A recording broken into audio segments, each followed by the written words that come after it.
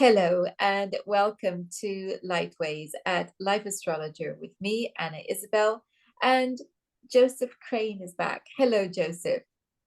Hello, I return. You return because I spotted a course that you were running called Calling Down the Gods. And I loved that title and the concept and thought, hey, I think this is a really good conversation to be had. Well, it turned out to be a very well received couple of Saturdays. And I think we had 30 people registered, which was just lovely. And what was interesting is that I was co-teaching it with Enid Newberg um, out of Kepler College. And her specialty was the more outwardly magical aspects. It's like, how do you make a talisman to invoke a planet? How do you do a ritual? How do you set up a sacred space?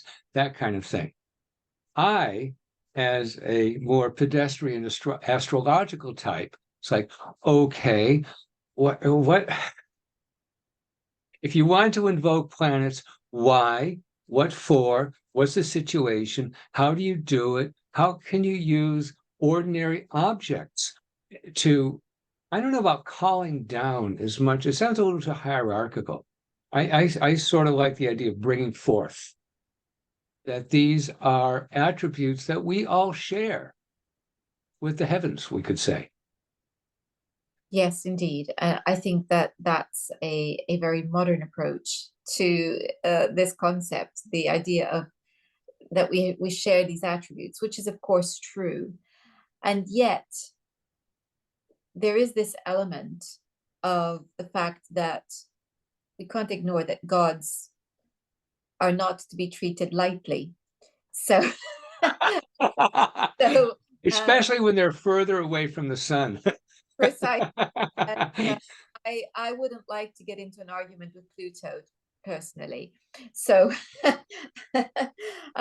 so you've kind of given us a little hint as to what went on in this course and two different approaches.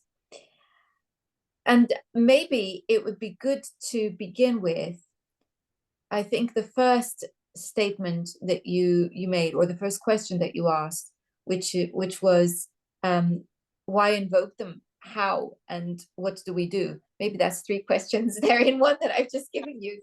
So why, how, and okay, very good. I looked at three categories. The first category is, what do you do when you want to begin something, and how do you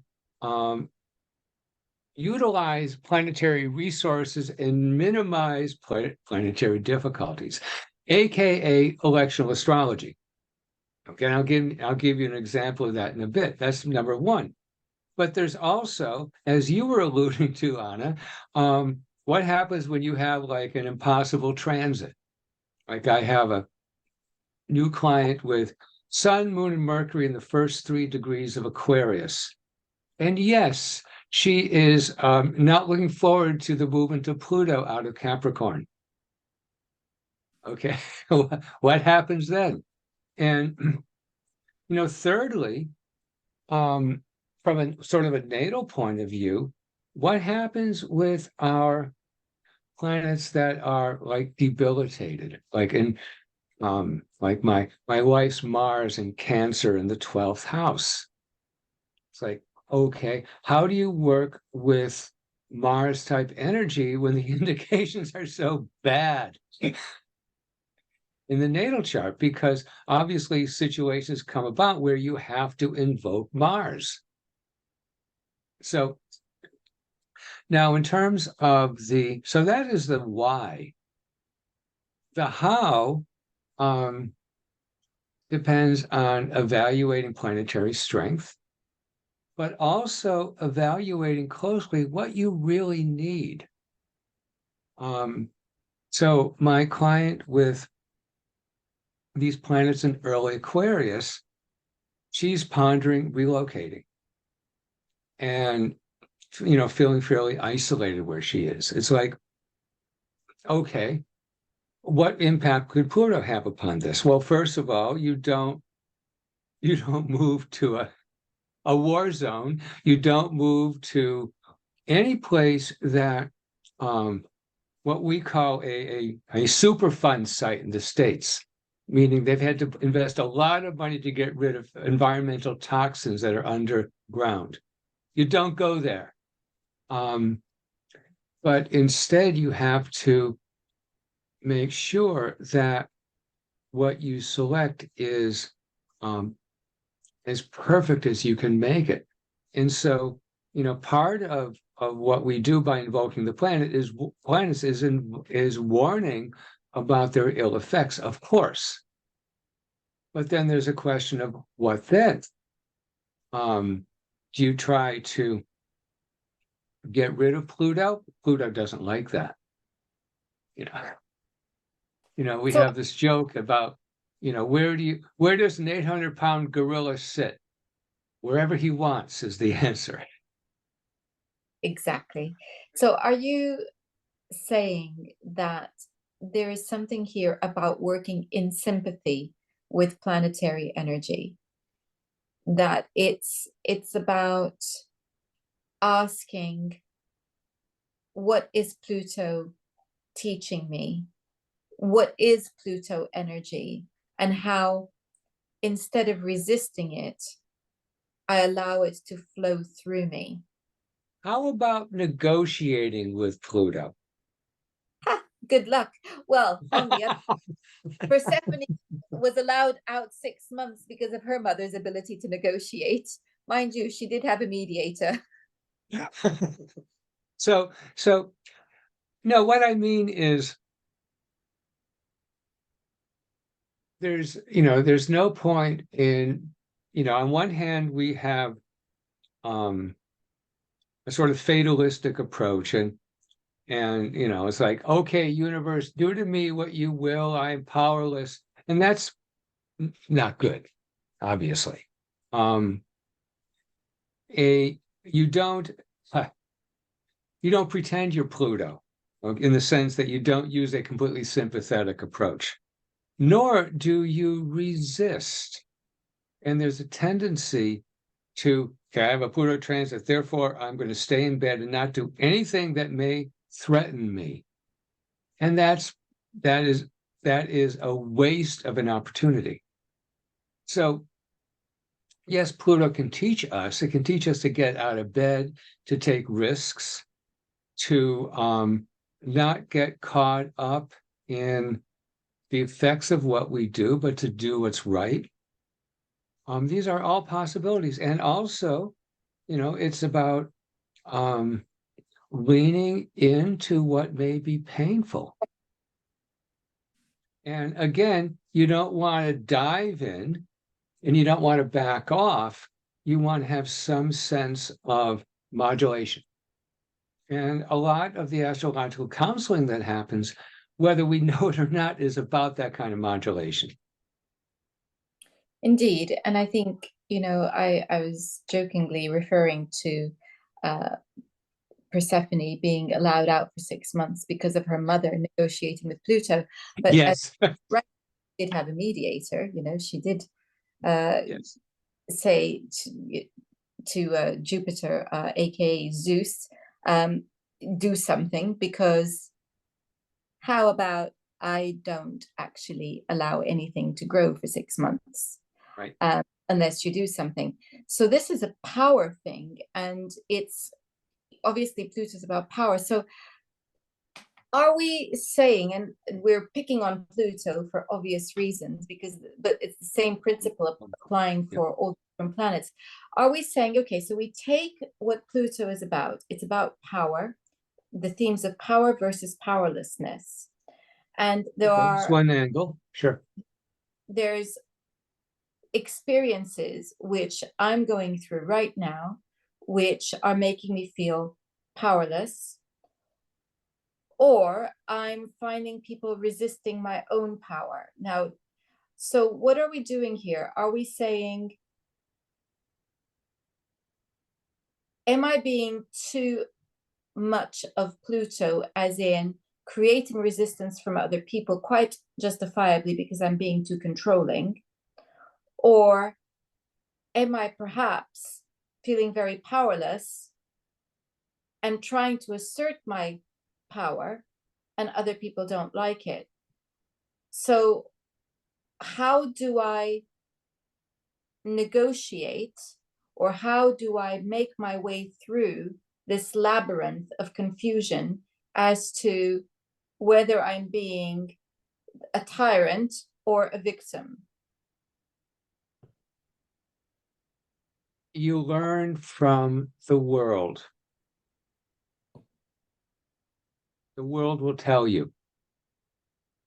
It's very simple. Is if you're being over controlling, you will get that message. And in a sense, if you have a Pluto transit and your tendency is to feel powerless or to feel passive, and you have this Pluto thing, and all of a sudden everyone thinks you're getting controlling. Well, maybe they're not used to you, and they need to redefine their perception of who you are. But also, when we do something that we don't know quite how to do, we don't do it well. And so we may oscillate between being entirely passive, and then we become this like domestic tyrant. And and so and so and part of what my job as an astrologer is not to follow my client around to make sure they're getting it right, but to alert them to, all right, you're going to try this. You're going to go for the promotion. You're going to confront your husband. You're going to, whatever it is, you're going to get some pushback. Pay attention to the pushback. Don't either justify yourself nor swallow what they do, but be discerning and learn from the experience and try again if you need to. But And to have a sort of an exploratory quality, exploratory point of view, open-minded.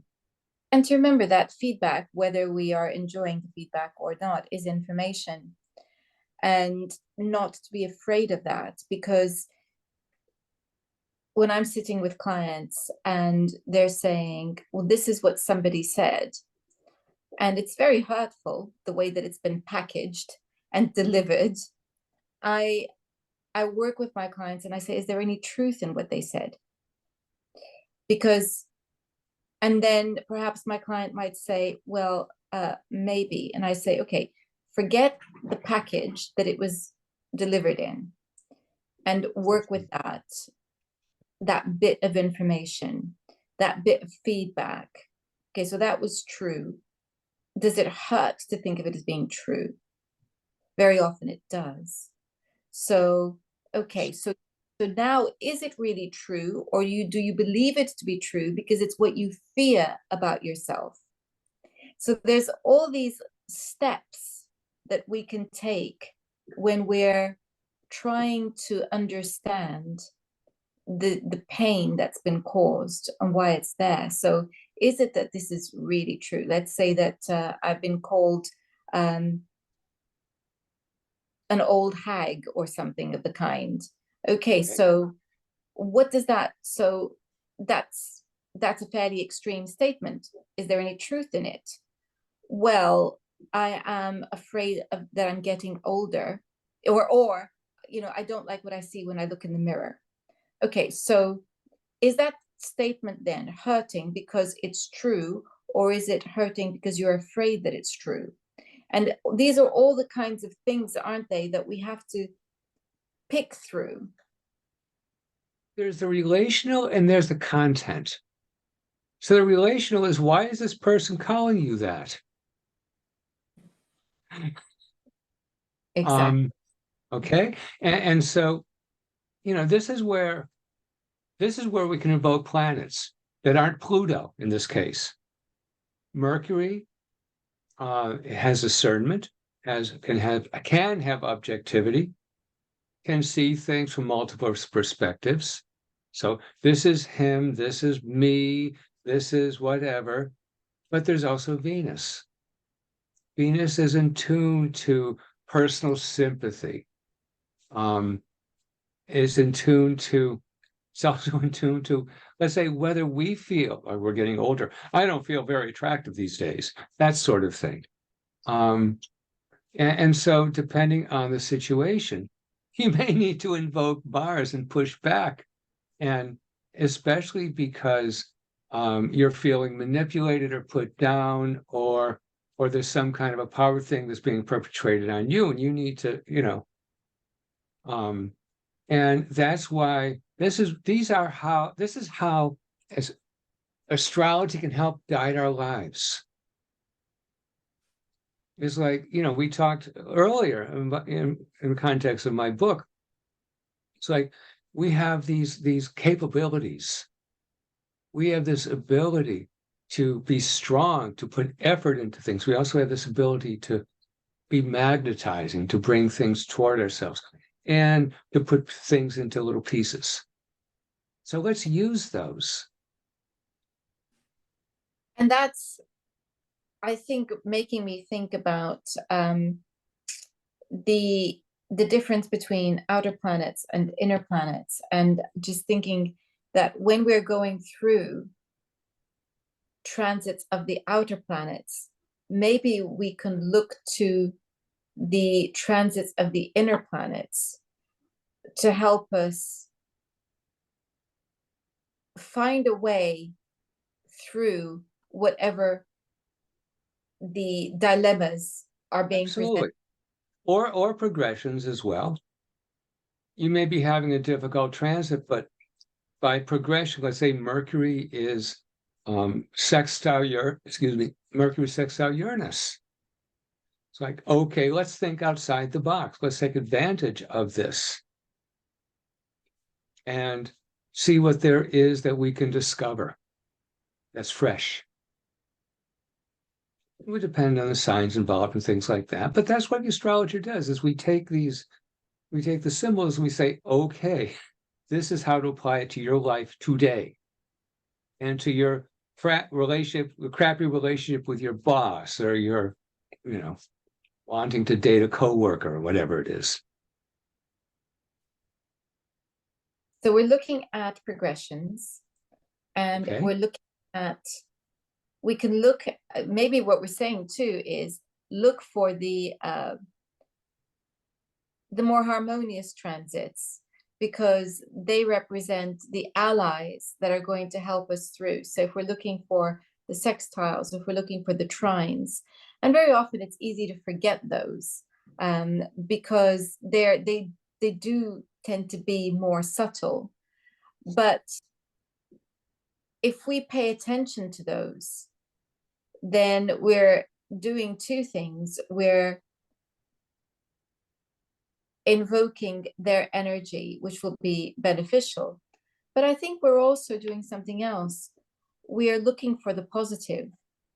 And so if we're looking for the positive, it's much more likely that we're going to find our way out of difficult situations, or that we're going to feel more hopeful too, because sometimes when going through the heavy stuff, the Plutos, the Saturns, and Neptune squares, all of the heavy transits, it's very easy to wonder how we're ever going to find out our way out, if we're ever going to find our way out. So Yes. looking for the positive already is a way of signaling to us at our subconscious, in our subconscious, that, you know what, we're going to find a way through this. And sometimes things don't work out. They don't.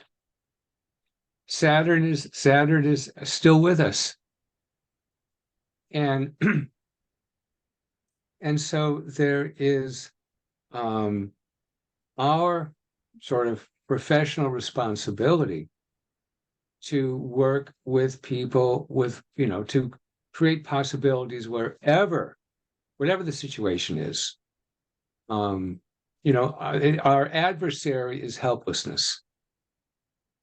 There's also the fact that, this is part of the negotiation. Sometimes you're trying to negotiate with Pluto, and Pluto really doesn't care what you think. And it does what it does. And that's usually part of our shared human experience. It's like, I was thinking this morning, that's one of the problems with, 24-hour news and all this interconnectedness is, every day there's pictures of trying to, get people out of rubble after an earthquake or people washed away in a tsunami and somewhere in the world. And it's like, oh, this could be me. And we have a lifetime of that. These are not recent developments in our human experience. Yes.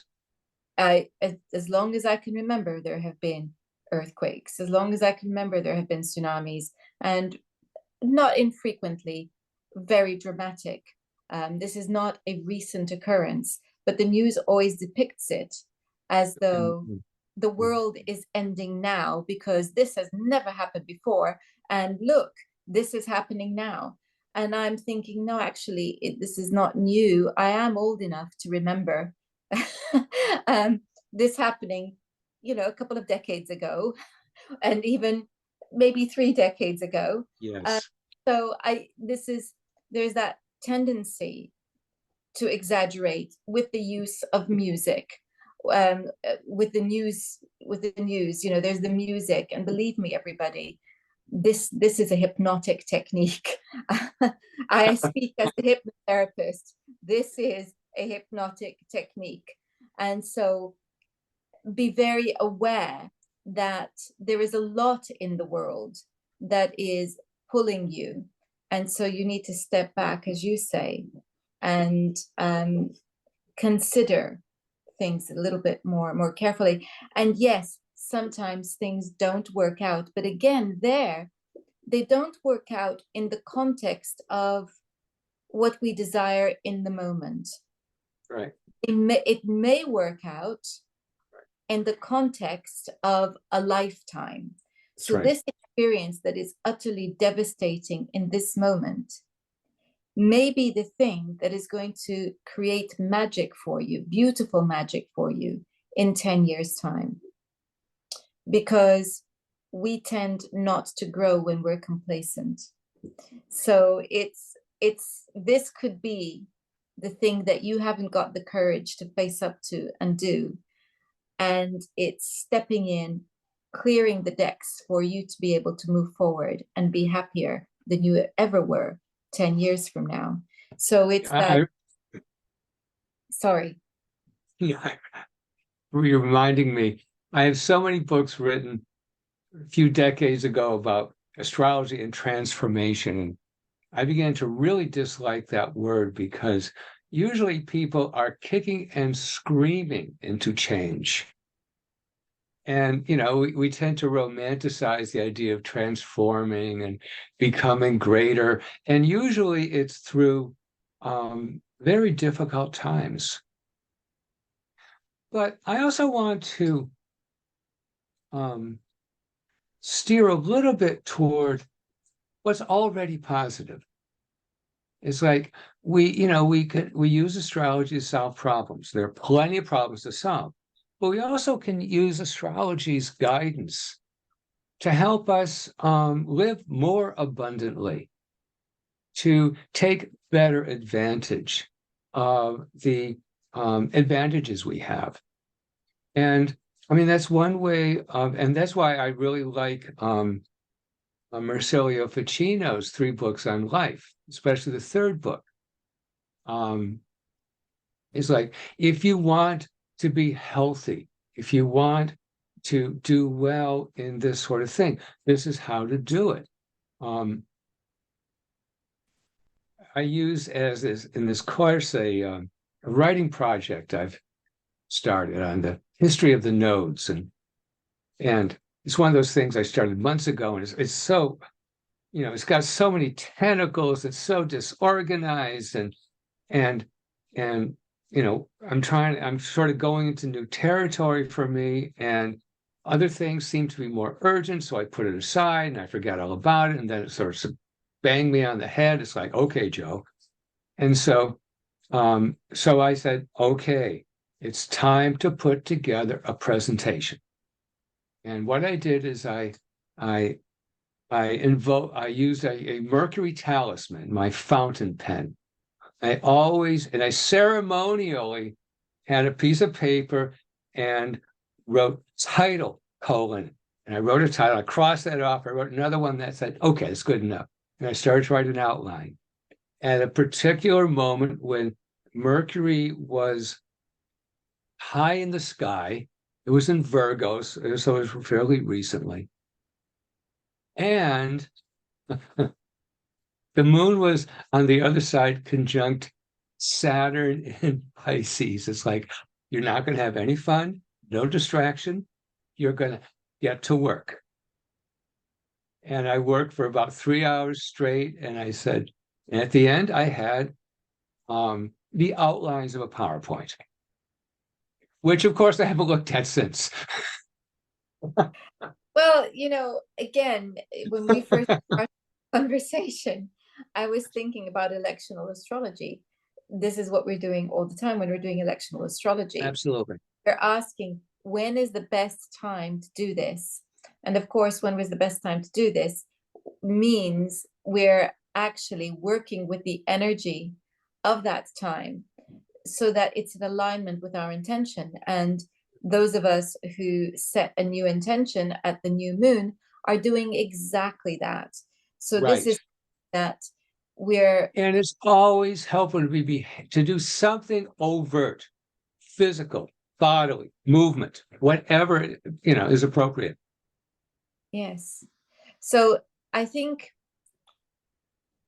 what I'm hoping is that as people are listening to this conversation and watching us, that they can think creatively about the transits that they're going through, or indeed about the strengths that are there in their charts. Because if you're going through a very difficult transit, it's also worth seeing what your own strengths are and reminding yourself of what those strengths are, so that you feel that, okay, there is something that I can draw on to help me with this situation. If you're in a very difficult situation with a neighbor, for instance, or a member of your family, and it feels very confrontational, but you happen to have a strong dose of Libra, or a Sun-Venus conjunction, or a Mercury-Venus conjunction, hey, you know what? You can negotiate. You can Show do them this. kindness. Yeah, you can turn on the charm and negotiate. Just smile sweetly, see what they want, and then see where you can find the middle ground. That's it. You can do this. So look at your strengths in your chart as well, and make the most of them when you're in difficult situations. Just like you did with your marvelous fountain pen. There.